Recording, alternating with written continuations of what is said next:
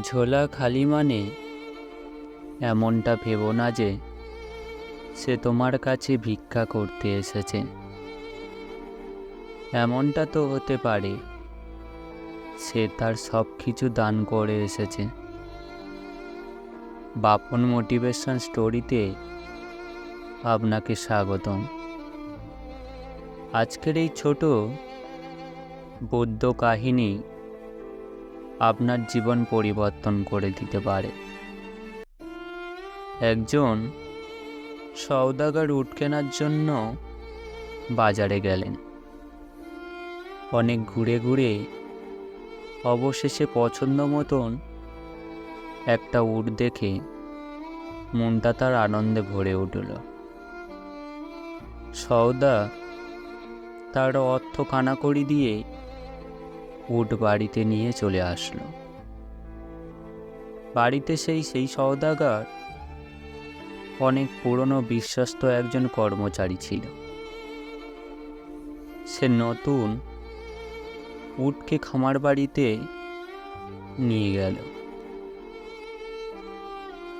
উটের খাতির জন্য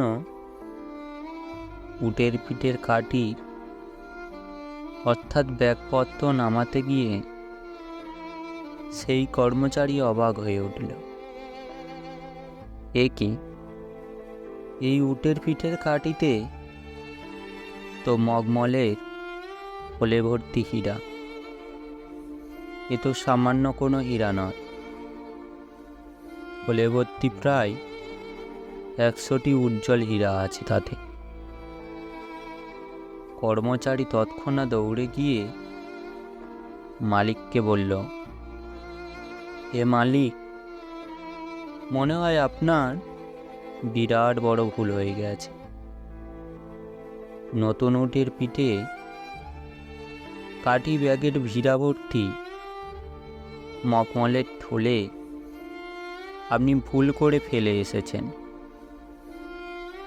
আরে সওদাগরের মালিক অবাক হয়ে বলল, ফলে ভর্তি হিরে উটের পিঠে, কি আশ্চর্য! উট কেনার পরেও তো আমার কাছে কোনো কানাকড়িও ছিল না, তাতে আমার কাছে এই 100টি হিরে আসলো কি করে?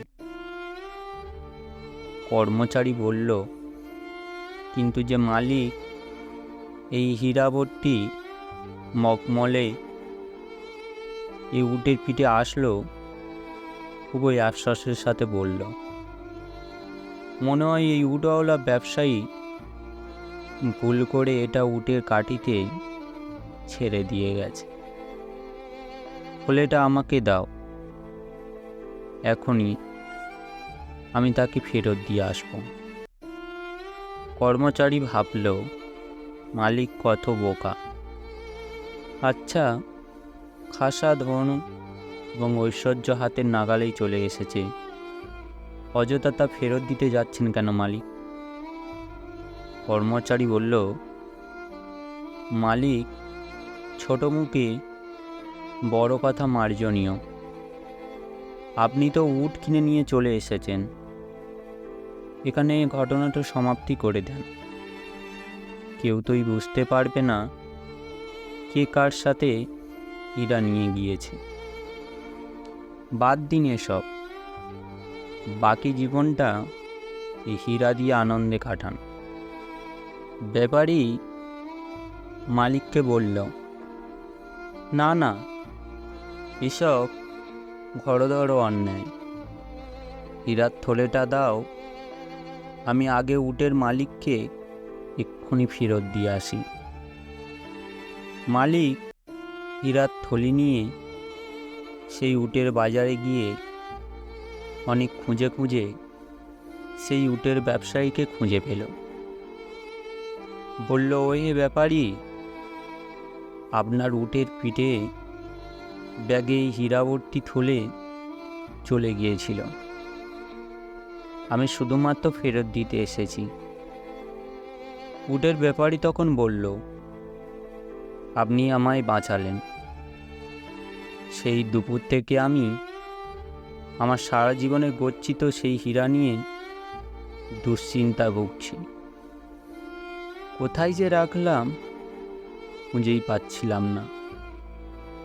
আপনাকে অসংখ্য ধন্যবাদ। ওই দিন সেই হীরা ভর্তি মখমলে থলে মালিক তাকে সেই হীরার থলে ফেরত দিতেই উটের ব্যাপারী, আমি আপনাকে ব্যবহারে খুবই খুশি হয়েছি। আপনি মহামূল্যবান হীরার মধ্যে আপনার পছন্দ মতো যে কোনো হীরা উপহার স্বরূপ গ্রহণ করুন, আমি খুবই খুশি হব। মালিক বলল, না, আমার প্রয়োজন নয়। আগে থেকে আমি আমার সাথে দুটো হীরা রেখেছি। এ কথাই শুনে খুবই রেগে গেলেন। মনে মনে ভাবল, এ কি জঘন্যই মানুষ, আগে থেকে দুটো হীরা বের করে নিয়েছে।